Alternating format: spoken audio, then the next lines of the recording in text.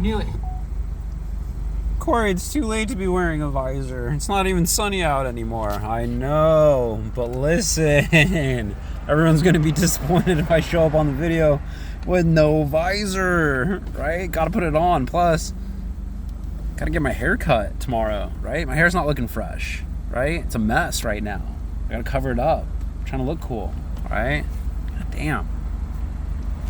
Anyways, okay, so technically I have to make a video because I just got another location. This is the best location yet. How am I supposed to not make a video of it? But for you,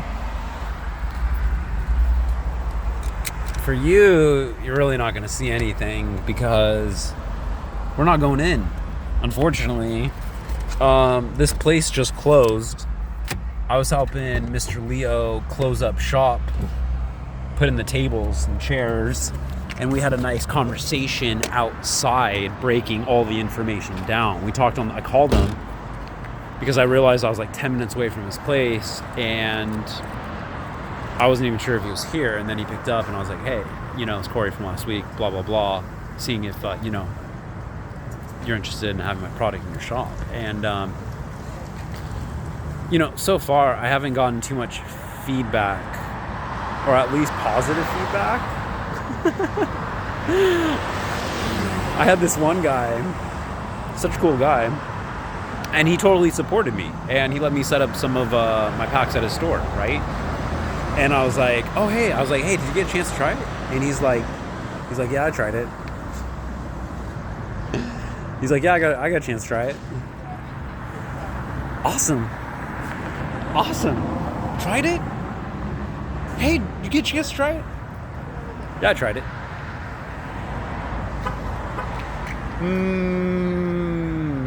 You liked it, didn't you? I could tell you're my biggest fan, right? You tried it. Yeah, I tried it. Okay, cool. Tried it. And so it's like, I'm not one of those people to be like, What'd you think? Tell me about it. How was your experience? Did you like it? Right? I think we know by now, when someone likes something, they make noise. They'll let you know, right? You like a girl, you're gonna go talk to her, right? Let's just say you don't ever go talk to that girl. Someone's like, hey, do you like that girl? You're like, You know that girl? Do you like that girl? Yeah, I know that girl. Yeah, that's the extent of it. That's it. You're done. You're not going to make a move. You're not going to talk to her. Why? Because you're not interested, right? You might do it out of pity or because, someone's asking you to. Hey, will you go talk to her? Hey, will you go take her out? Okay, I'll support you. I'll go take her out, right? So this guy's like, hey, I'll support you. Hey, did you try it? Yeah, I tried it, So it's always a good feeling when someone genuinely likes it, right? Because at first you may seem like you're crazy or like you're alone, or maybe you start having doubts, like maybe your product's not as good as you think it is, and then someone likes it and they're like, hey. And that's what happened this time. On the phone, he's like, and I'm not putting any pressure on these people. Hey, did you try the product? Do you like the product?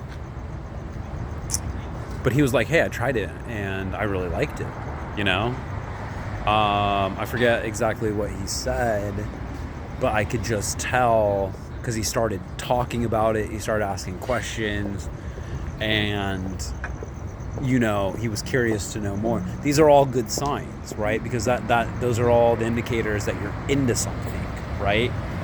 Oh, what does she do for work? What are her favorite hobbies? What are her favorite movies? What kind of music does she listen to? You interested? You tell me. I want to know everything about her. Yeah, you can say I'm interested. And I'm ready to meet up with this person and make some magic happen. And that's what is going on in the business world, right? For me. So came in here, had a great talk with him about it all, broke it down. And he's like, yeah, I want to try it out. The cool thing is he mentioned these corporate accounts and how they're kind of specific, and he thinks they'll really like them. He has regulars that he wants to personally give these samples out to. He was talking about, hey, you should set up in my shop and do like a sample day, or maybe I'll do a day and put these on the Aussie bowls and see what people think, right? And I'm loving where this guy's head's at. I'm loving that he's kind of on the same page, on the same level. And he's like, I'm gonna take it back home. I'm gonna put it on my menu, my online, so you can order it online for delivery. All this stuff. He brought a shelf out. He's like, I want 12 of these bags. He stacked them out, put them on a shelf, like a little, kind of the things that I'm talking about getting, the shelf holders, right? Lined up 12 of them. Boom. I gave him a ton of samples. I said, hey, someone's into it, give them 2 samples, tell them to try them at the same time. There's just not enough product in those. He's like, I told him it's not chunky enough. I was even debating coming up here doing any of this. I probably wouldn't have if someone didn't call me or text me saying, hey, there's a fly in our candy machine. Can you come take care of this today? And I was like, yeah. And so all of a sudden, I had to come up to LA to tinker on my candy machine. And of course, I brought the gear with. I bring the cereal with. I bring a candy machine with, just in case someone wants one on the fly. And I start jumping around. I'm not saying it's the best strategy, but I'm saying I'm putting myself out here and creating a strategy, right? Because ultimately, what am I doing? I'm carving a path, right? I'm carving a path. I'm trying to set up. This is something that I can't do working my 9 to 5. I can't carve a path on my 9 to 5 and have someone else work it for me.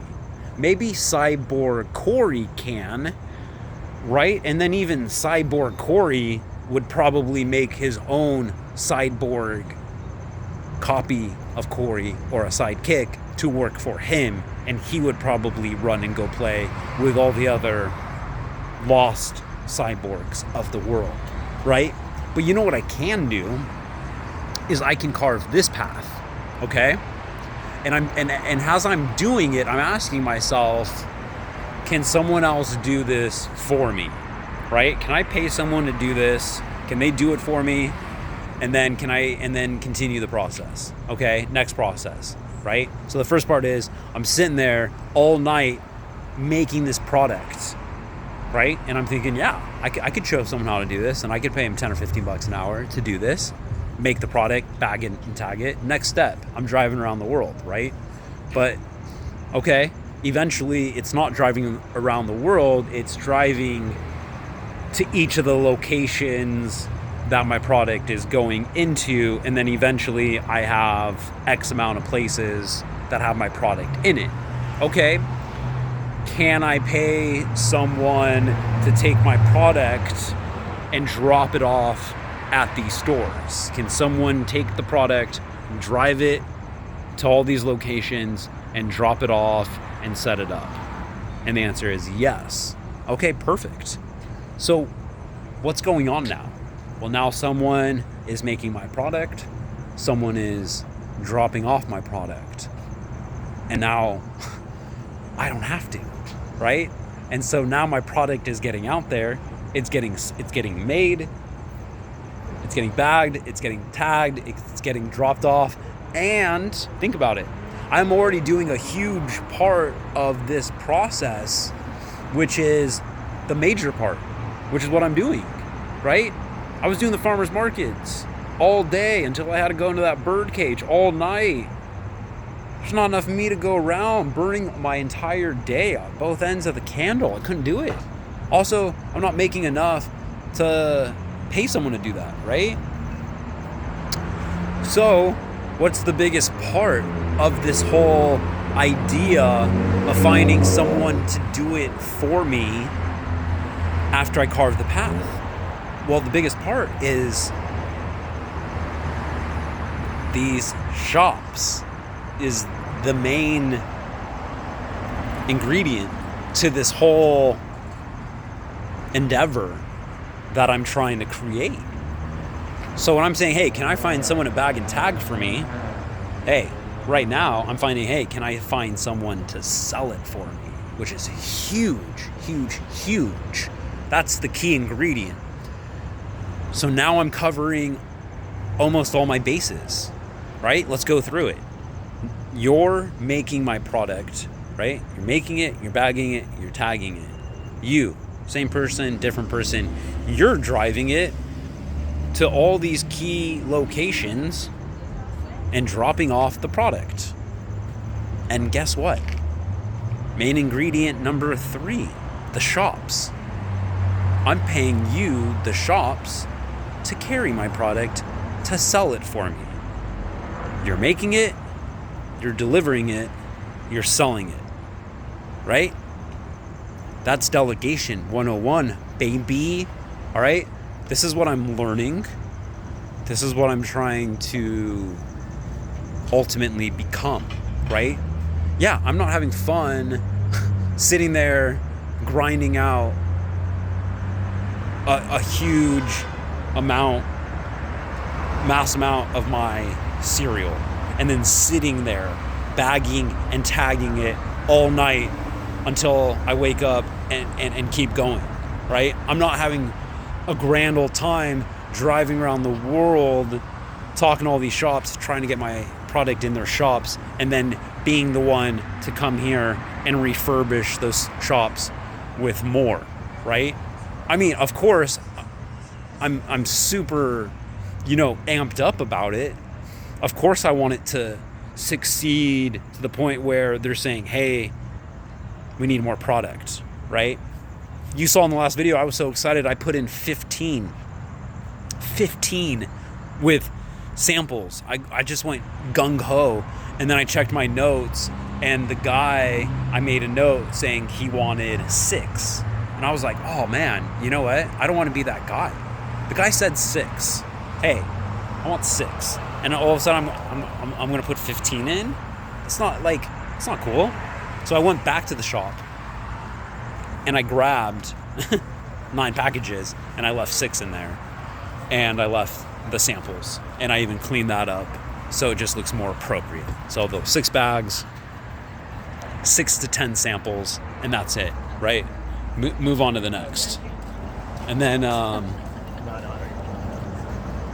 so eventually I'm carving the path, right? Like I said, I mean, I have like a compass, in this giant world, this tiny little compass. I don't even know. I'm carving this compass. You know what I'm saying? Being such a novice. But eventually the goal is to get to that level to where I get into enough shops and I can make the numbers work so that I can hire people and so that this can become very passive. Anyways, let's show you the shop real quick. So, we are right over here. It seems like a really cleaned up part of town. Everything seems really nice. A lot of people on the street.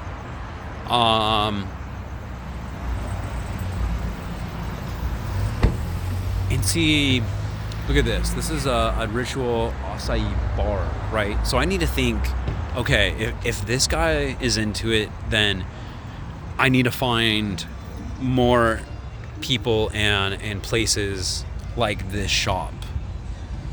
I don't know where he's gonna put my product, but it looks like a cool shop.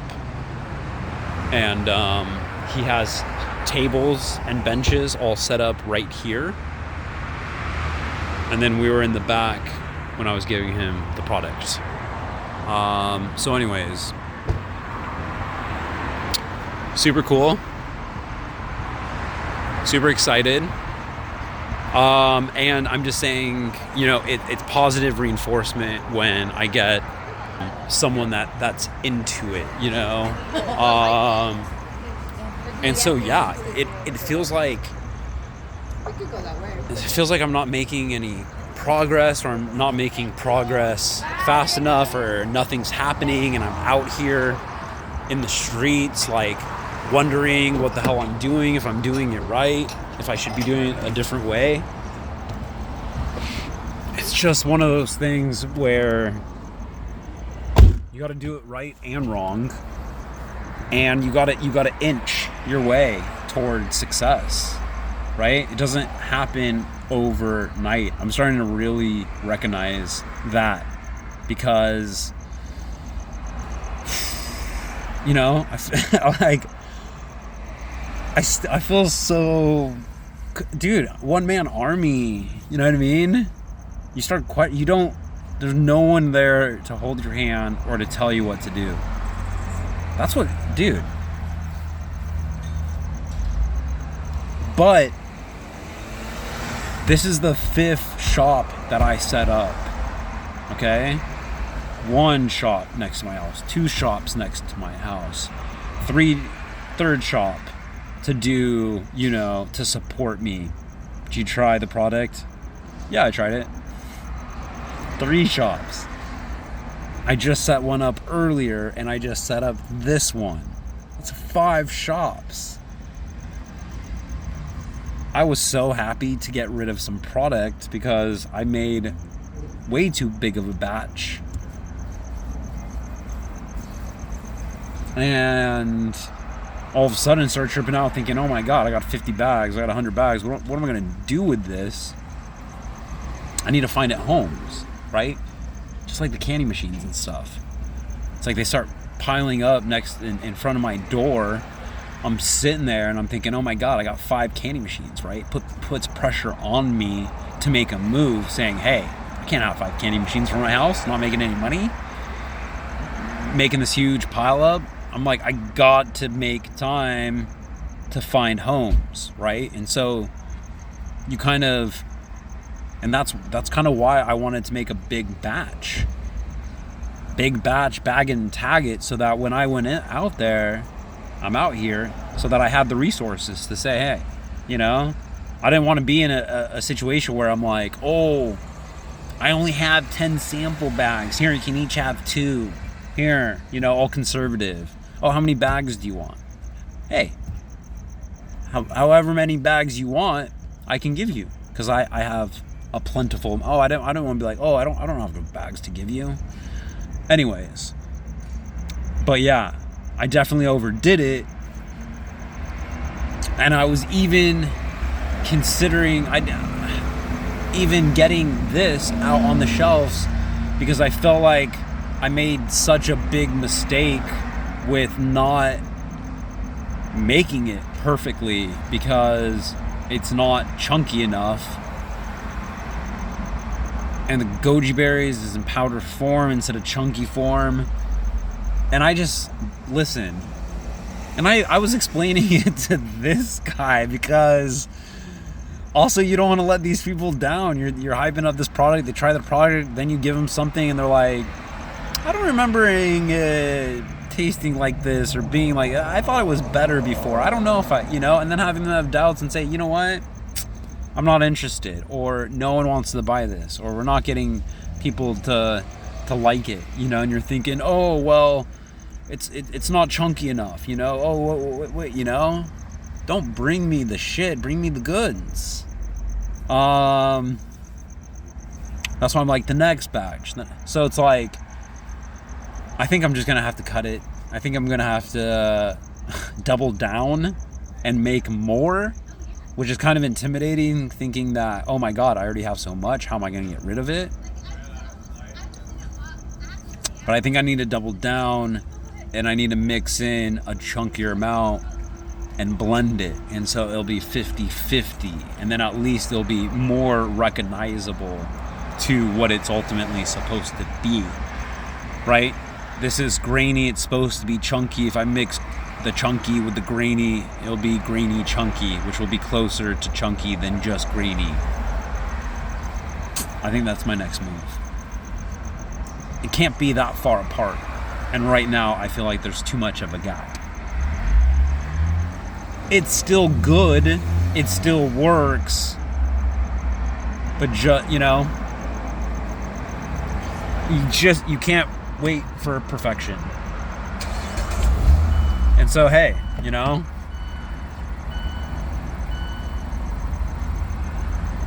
anyways, this is great, by the way, and this is my 5 out of 100.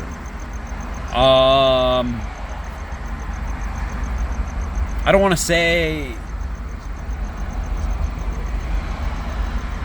that I'm not going to try to get to 100, that I need to get to 100, but I think for fun to keep with the theme of getting to 100, I don't want to turn this into 20. Let's shoot for the stars, right? And then if we don't get the stars, we get the sky, baby.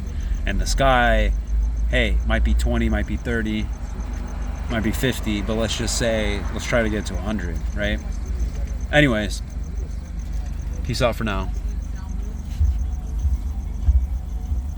I'll tell you this.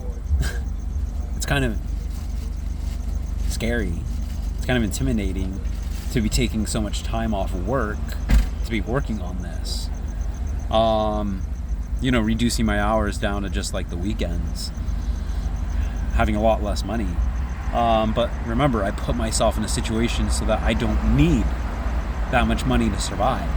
So that I can take the time off. So that I can work on this Monday through Thursday, right? This is my job, right? Because if I stay in that birdcage 5 or 6 days a week, I'm not going to have the energy, the tenacity, the willpower, the time to make this happen, and I will always be stuck in that birdcage. And Cyborg Corey will not be there to rescue me.